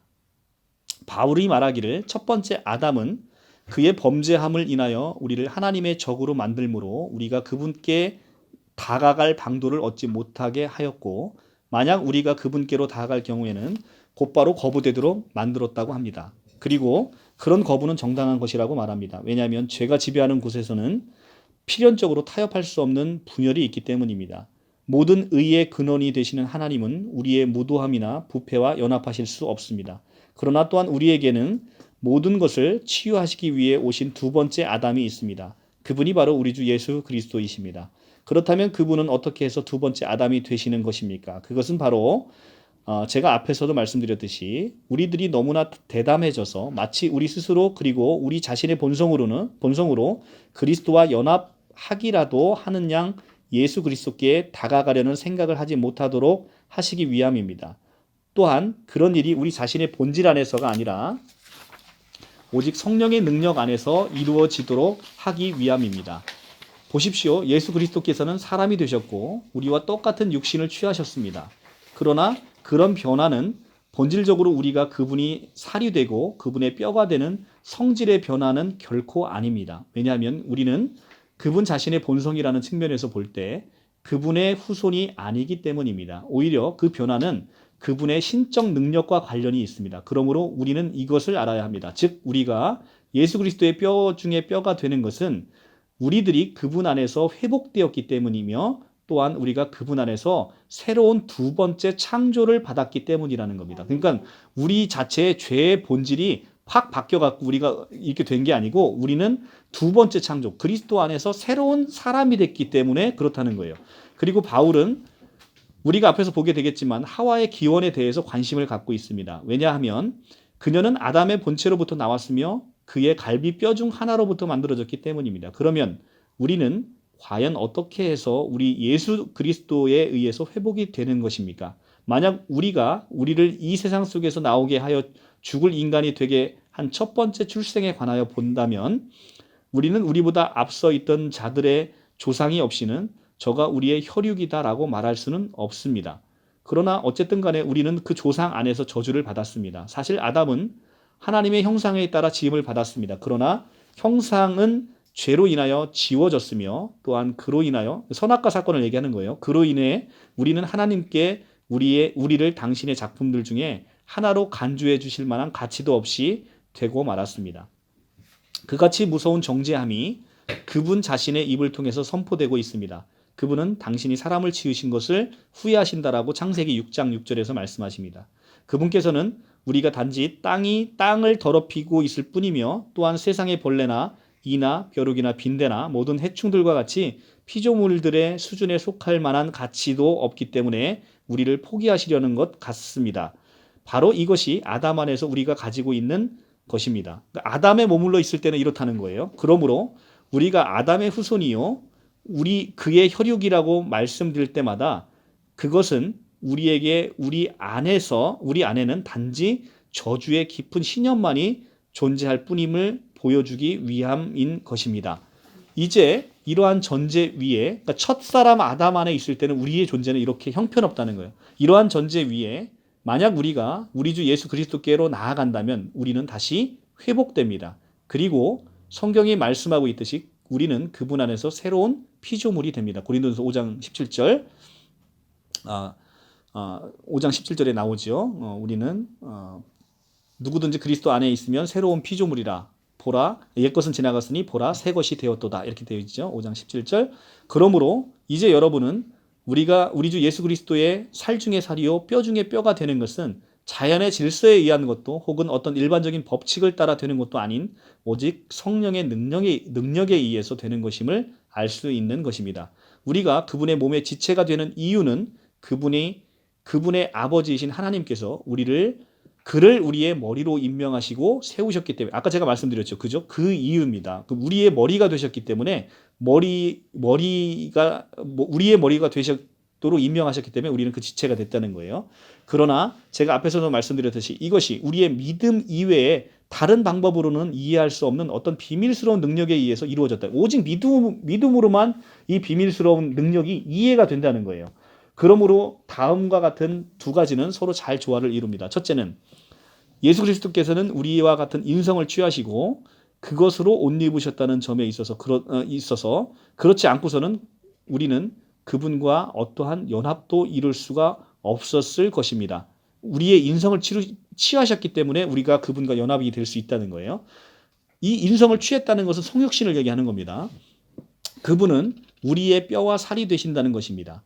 비록 우리가 천사들처럼 높아진다 할지라도 우리가 어떻게 그들의 머리가 되어 있는지는 그분에게까지 높아질 수 있겠습니까? 둘째는 그러나 그분이 우리에게 오시어 형제의 유대로 우리와 연합하시는 것은 특별히 그분께서 성령의 능력으로 역사하심으로써 우리의 머리가 되시고 우리가 그분 안에서 모여 천상의 지위를 얻을 때 이루어진다는 것입니다.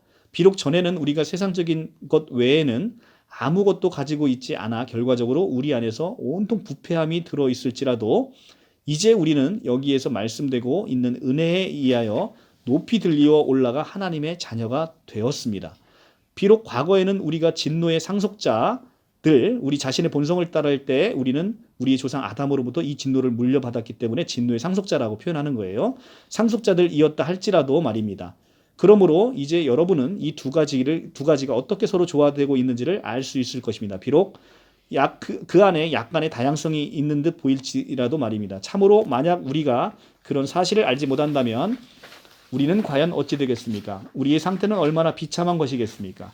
저는 이미 여러분에게 만약 누군가가 자기 안에 있는 것을 자세히 살펴본다면 그는 자기 안에서 오직 자신을 하나님으로부터 분리시키는 것들만을 발견하게 되리라는 것에 대해 말씀드린 바가 있습니다. 우리가 우리 주 예수 그리스도의 본체를 얻기 전까지는 하나님께서는 우리를 미워하시고 혐오하실 수밖에 없으시며 또한 우리를 당신의 피조물의 무리에 속한 자로 인정해 주실 수가 없습니다. 그래서 우리는 예수 그리스도의 본체를 반드시 우리가 얻어야 된다라는 얘기를 하고 있는 거예요. 자, 그런 변화는 어떻게 가능한가? 이제 우리는 남아있는 문제는 우리가 예수 그리스도의 뼈와 살이 되는 일이 어떻게 일어나는가를 살펴보는 것입니다. 왜냐하면 그분은 하늘에 계시고 우리는 땅 위에 머물러 있기 때문이다. 자, 그분이 이미 하늘로 승천하셨잖아요. 그리고 우리는 땅에 있는데 어떻게 그 일이 가능한가를 이제 보겠다는 거예요. 우리가 창조될 때면 우리 모두는 자연의 질서에 따라 창조됩니다. 죄송합니다. 권사님 저기 히터 좀 살짝 추워지네요. 히터 좀 켜고 있어요.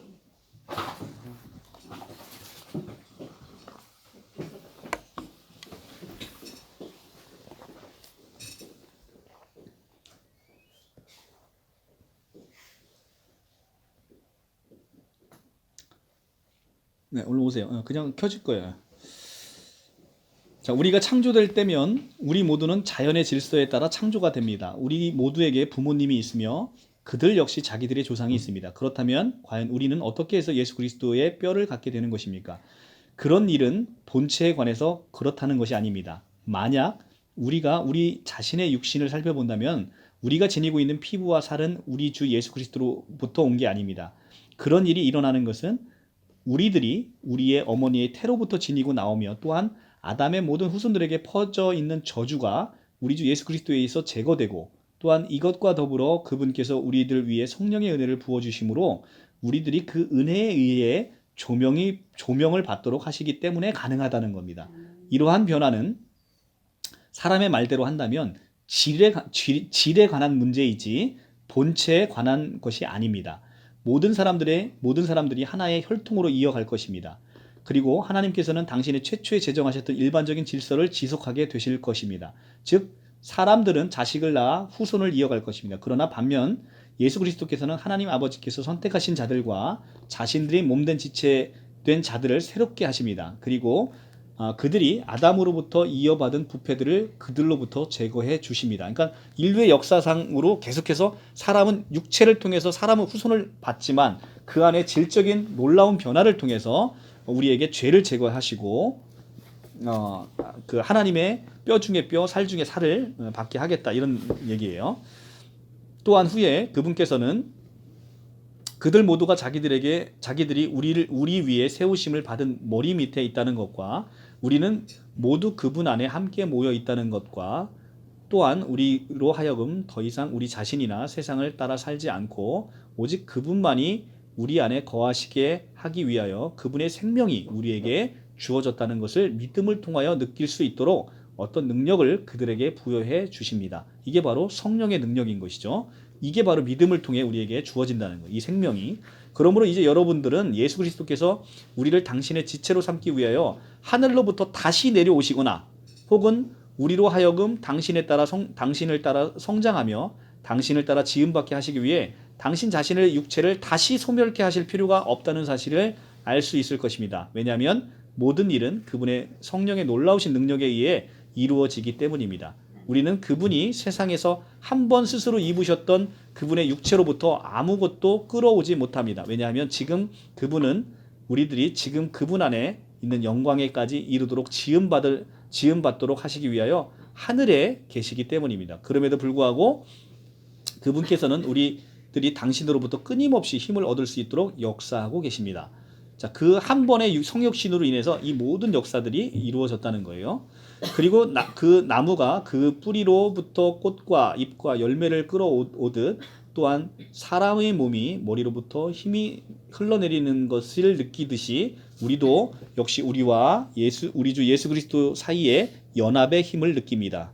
그러나 여전히 그분은 당신의 충만한 상태를 계속해서 유지해 가십니다. 그리고 그것은 우리들이 바울이 본문을 통해서 찬양하고 있는 그 측량할 수 없는 선하심을 즐기는 일을 가로막지 않습니다. 그러므로 우리는 다음과 같은 사실을 염두에 두도록 합시다. 즉 우리가 모든 사람들로 하여금 그들의 의무를 다하도록 촉구하는 것은 매우 중요한 일이라는 것입니다. 왜냐하면 그렇게 함으로 우리는 우리의 구원에 대해 관심을 두고 계신 하나님의 은혜를 맛볼 수 있기 때문입니다. 여기서의 주제는 남편들은 자기 아내와 더불어 우애롭게 조화를 이루며 살아야 한다는 것입니다. 어떤 남편이 여기에서 말씀되고 있는 것에 관해 생각할 때면 그는 단순히 자기가 하나님과 자기 아내에 대해서 행해야 할 의무를 이행하도록 촉구받아야 할 뿐 아니라 또한 그는 스스로 다음과 같은 생각을 할 수 있어야 합니다. 결혼이란 그런 것이다. 그러므로 비록 그것이 부패할 수 있고 또한 단지 이 생을 위해서만 소용되는 것이라 할지라도 여전히 하나님께서는 그것들을 우리 앞에 하나의 살아있는 형상으로 제시하심으로 우리들이 그것을 통해서 예수 그리스도가 나의 머리가 되시며 나는 그분에 속해 있다는 것, 또한 나는 그분의 것이고 그분은 나의 것이며 따라서 그분의 생명이 나에게 속해 있다는 것, 그리고 간단히 말해 나는 그분의 몸의 지체나 마찬가지라는 사실을 알도록 해주신다. 남편들이 아내에 대한 의무를 이행하면서 또한 아내들이 남편에 대해 복종하면서 자기들이 그리스도와 어떻게 연합되어 있는지를 그리고 자기들이 천국 유업에 속해 있는 일들을 하고 있음을 깨닫게 된다는 것을 고려해 볼 때 만약 우리 주 예수 그리스도께서 모든 수단을 써서 우리를 얻으시기 위해서 그리고 우리로 하여금 당신의 멍에를 매게 하시기 위해서 얼마나 애쓰고 계시는지를 생각하지 않는다면 우리는 너무나 배은망덕한 사람이 되지 않겠습니까? 더 나아가 그분은 단순히 우리들이 당신을 섬기고 또한 우리의 조건과 상황이 요구하는 일들을 하시도록 하기 위해서 우리를 부드럽고 사랑스러운 방법으로 인도하실 뿐만 아니라 또한 우리를 당신이 자신에게로 인도하시고 이 세상과 현세적이고 지상적인 모든 일에 있어서 우리에게 하늘에 우리를 위해 예비되어 있는 영원한 구원, 곧 당신의 피를 통해 우리를 위해 값주고 사신바 되신 구원을 제시하심으로 결국에는 우리들이 그 구원으로부터 나오는 모든 좋은 것들의 참여자가 되도록 해주십니다. 이제 우리는 이게 아까 봤던 로마서 8장 17절에 있는 상속자가 된다는 얘기예요. 이제 우리는 우리의 좋으신 하나님의 어미 앞에 엎드려 잘못을 시인합시다. 그리고 그분께 우리 마음을 변화시키사 선애로 이끌리게 하심으로써 우리들이 오직 그분만을 섬기고 우리 자신을 전적으로 그분의 거룩한 뜻에 복종하는 일에만 구하게 해주시기를 기도합시다. 또한 그분에게 우리의 연약함을 기쁘게 인내하시어 우리가 그분의 손에서 불쌍히 여김과 자비를 얻어 결국에는 그분의 얼굴 앞에 설 수 있게 하기를 간구합시다. 이제 우리 모두는 이렇게 기도합시다. 전능하신 하나님, 하늘에 계신 아버지여. 자, 이게 이 마지막 끝절이 바로 굉장히 중요한 건데요. 자, 이제 우리는 우리의 좋으신 하나님을 어미 앞에 엎드려 우리의 잘못을 시인합시다. 자, 우리가 여태까지 하나님 없이 내 힘으로 해보고자 하는 모든 것들을 회개해야 된다는 얘기고요. 그리고 그분께 우리의 마음을 변화시키사. 자, 우리의 마음은 우리 스스로 변화가 되는 거예요? 변화시켜지는 거예요? 자, 수동태. 우리 마음을 변화시키사. 근데 우리는 늘상 우리가 우리 스스로의 마음을 변화하려고 한다는 거예요. 그것은 안 된다는 거예요. 우리 마음을 변화시키사 우리를 선해로 이끌린다는 것은 선이신 그리스도께 우리에게 이끌려 간다는 거예요. 선은 성경에서 얘기하는 선은 그리스도를 얘기하는 겁니다. 선은 선에게 이끌리게 함으로 우리들이 오직 그분만을 섬기고 우리 자신을 전적으로 그분의 거룩한 뜻에 복종하는 일만을 구하게 해주시기를 기도합시다. 자, 우리가 거룩한 뜻에 복종을 할 수가 있으면 이렇게 구할 이유가 없는 거예요. 우리가 오직 그분만을 섬길 수 없고 전적으로 그분의 거룩한 뜻에 복종할 수 없기 때문에 그렇게 해달라고 구하게 해주기를 우리가 기도해야 된다. 그러니까 우리가 할 일은 나의 연약함과 내가 할 수 없음을 고백하며 예수께서 그 일을 이루어 달라고 기도하는 수밖에는 없다라는 얘기를 하고 있는 겁니다. 자, 마주 그거를 읽겠습니다. 예수 그리스도와 교회 사이의 놀라운 비밀, 그 뒷장. 자, 그러나 이제 그리스도와 교회 사이의 놀라운 비밀. 그러나 이제 우리는 두 번째 요점으로 넘어가 바울이 여기에서 그토록 칭송하고 있는 높은 비밀에 관해 더 자세히 살펴보도록 합시다. 아까 이게 에베소서 5장 32절에 이 비밀이 크도다 할 때 그 비밀이 뭔지를 살펴보도록 하자는 거예요. 왜 복사 잘못됐나? 401조. 그 비밀에 대해 더 자세히 살펴보도록 합시다. 그는이라는 건 사도 바울 얘기하는 거예요. 그는 말하기를 이것은 큰 비밀, 즉 그리스도와 교회 사이의 큰 비밀이라고 했습니다. 이 말로써 우리는 바울이 결혼을 성례로 간주하려 하지 않았다는 것을 쉽게 알 수 있습니다. 제가 이미 말씀드렸듯이 여기서 취급하고 있는 이 문제는 단지 하나님의 측량할 수 없는 선하심을 표현해내는 일입니다. 그 선하심은 너무도 큰 것이기에 바울은 우리가 우리 주 예수 그리스도와 어떻게 연합하는지를 보이고 선포하는 교사의 임무를 수행하는 대신에 오히려 그 자신이 그러한 사실에 대해 놀라고 있습니다. 그러니까 바울이 그 깨달음을 얻고 자기도 깜짝 놀랐다는 거예요. 그리고 마치 경외감을 인해 넋이 나간 사람처럼 자기에게는 하나님께서 우리를 당신의 외아들과 연합시켜 주시는 그 은혜를 적절하게 표현해낼 만한 충분하고도 적당한 말이 없음을 고백을 합니다. 자, 사도 바울이 너무 놀래가지고 이 말을 어떻게 표현할 수 없는 것을 고백을 한다는 거예요. 그래서 저는 이미 간략하게나마 여러분께 우리가 어떻게 우리 주 예수 그리스도의 뼈가 되고 살이 되는지를 말씀드린 바가 있습니다. 그것은 우리가 그분의 육체로부터 취해졌기 때문이 아닙니다. 왜냐하면 우리는 아담의 혈통으로부터 나왔기 때문입니다. 오히려 그것은 우리가 그분의 육체가 우리의 음식이 되고 그분의 피가 우리의 음료가 된다는 말씀 요한복음 6장 55절에 따라서 그분을 의지해 살아가기 때문에 가능한 것입니다. 이 말로써 그리스도께서 의미하시고자 했던 것은 우리는 당신 안에서 살아간다는 것입니다. 자, 우리가 예수 그리스도 안에서 살아간다는 그 말을 하고 했다는 거예요. 그러나 그것은 영적으로 그렇다는 뜻입니다. 사실 우리는 모든 사람들과 더불어 말하고 더불어 살아가는 일반적인 삶을 살아가고 있습니다. 그러나 그런 삶은 우리 주 예수 그리스도의 특별한 은혜로부터 오는 것이 아닙니다. 우리가 통상적인 삶은 예수의 특별한 은혜로부터 오는 게 아니라는 거예요. 하지만 그분이 만유의 생명이 되신다는 말씀처럼 우리가 야만스러운 짐승들과 공통적으로 지니고 있는 동력 역시 그분으로부터 나오는 것이 분명합니다. 그렇습니다. 그리고 사도 요한은 말씀 곧 우리 주 예수 그리스도가 사람들 하나님께서 그 말씀을 통해 그들에게 어떤 지혜와 지식을 얻는 특권을 허락하신다는 점에 있어서 소송케 한다고 말하면서 이 문제를 좀 더 심도 있게 취급하고 있습니다. 어떤 사람이 우리가 하나님의 아들과 함께 하고 있는 영적인 삶에 관해 말할 때 그는 본래적인 것 이상의 그 무언가를 말하고 있는 것입니다. 비록 우리가 어머니의 태로부터 나올 때 아무런 가치나 혹은 탁월함을 지니고 나오지 못할지라도 여전히 우리에게는 얼마간 하나님의 모습이나 형상이 남아 있습니다. 그러나 그 모든 것에도 불구하고 여전히 우리는 우리의 본성 속에 저주를 받고 비참해졌으며 병든 자, 죽은 자라고 불리웁니다. 그리고 바로 그 같은 이유 때문에 우리 주 예수 그리스도께서는 썩어가는 고기처럼 무덤에 누워있는 죽은 자들이 하나님의 아들의 목소리를 들을 때가 온다고 말씀하십니다. 또한 바울 역시 서신의 제2장에 말하기를 비록 과거에는 우리가 우리 조상 아담에 의해 유전된 죄와 허물 속에 죽은 자들이었는데 우리가 우리 주 예수 그리스도로 인해서 변화되는 때가 오면 우리는 살아나게 된다라고 에베소서 2장 5절에 얘기하고 있습니다. 그러므로 우리가 우리 주 예수 그리스도의 살 중에 살이요 뼈 중에 뼈가 되는 방법은 곧 우리들이 예수 그리스도와 연합하는 것입니다.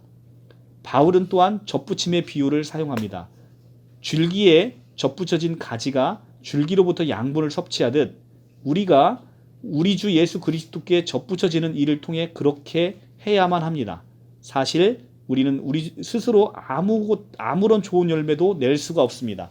바울이 이 비유를 통해 보여주고자 하는 것은 만약 어떤 꺾인 가지가 꺾여져 있는 상태 그대로 내버려진다면 그것은 곧 시들어버리지만 만약 그것이 다른 가지에 접붙여질 때면 그것은 뿌리로부터 수액과 양분을 받게 된다는 것입니다.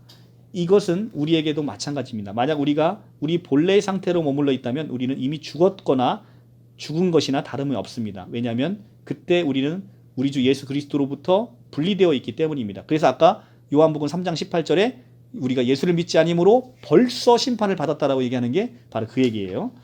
그러나 만약 우리가 그분과 연합된다면 그분께서 우리에게 당신 자신이 주시는 일을 기뻐하실 거면 따라서 우리는 더 이상 우리가 먹는 빵이 우리를 기르거나 혹은 우리가 마시는 포도주가 우리에게 힘을 주는 게 아니고 오히려 우리는 우리 주 예수 그리스도의 살과 피로 생명과 활력을 얻게 된다는 것을 알게 되는 것입니다. 이것은 매우 높은 비밀이기에 아무도 그것을 자기 스스로 판단할 수 없습니다. 비록 그 문제에 관해 많은 토론을 하고 마음속에 궁구할지라도 우리 중 그 누가 그것을 이해할 수 있겠습니까? 즉 우리 중에 그 누가 우리들이 어떻게 우리 주 예수 그리스도와 연합하고 그분과 하나가 되는지 깨달아 우리가 과연 어떤 식으로 하나님의 영광의 참여자가 되고 오늘도 우리 주 예수 그리스도 안에 살아가고 있는지를 확신할 수 있겠습니까? 그리스도께서는 또한 말씀하시기를 기운내라 내가 살았고 너희도 살겠습니다 라고 요한복음 14장 19절에 말씀하셨습니다. 과연 이 말씀이 우리의 본래적인 이성과 같은 작은 공간 속에 들어올 수가 있겠습니까? 분명히 그렇지 못합니다. 그리고 이것이야말로 많은 사람들이 이 사실, 즉 우리가 예수 그리스도의 살이요 그분의 뼈 중에 뼈라는 사실을 인정하지 못하는 이유입니다. 그들은 자기들의 상상에 만족하면서 하나님의 은혜를 파괴시킵니다. 바울도 그 은혜를 표현할 수가 없었습니다. 하지만 그는 그 은혜가 우리 마음을 놀라게 할 것이 틀림없다는 것을 보여주고 있습니다. 아멘. 자, 우리가 이제 예수께서 나는 포도나무요 너희가 가지다라고 얘기하면서 너희가 포도나무인 나에게 달려 있어야만 너희가 많은 좋은 열매를 맺는다고 요한복음에서 얘기하고 계시잖아요. 그러니까 우리는 우리 스스로는 열매를 맺을 수 없다는 거예요. 그 포도나무이신 예수께서 우리에게 끊임없이 수액과 양분을 공급해 주므로 우리에게 있어서 열매가 맺어지는 삶을 살 수 있다는 거예요. 그러니까 그 열매 맺어지는 삶은 결국은 예수 그리스도와 성령의 역할인 것이지 우리 스스로 노력한다고 해서 그 좋은 열매가 맺어지는 게 아니라는 거예요. 그러니까 우리는 늘 그리스도에 의지하는 삶을 살아가야만 그런 삶을 살 수가 있다라고 얘기를 하는 겁니다. 자, 오늘 여기까지 하시죠. 6장은 다음으로 넘어가도록 하겠습니다.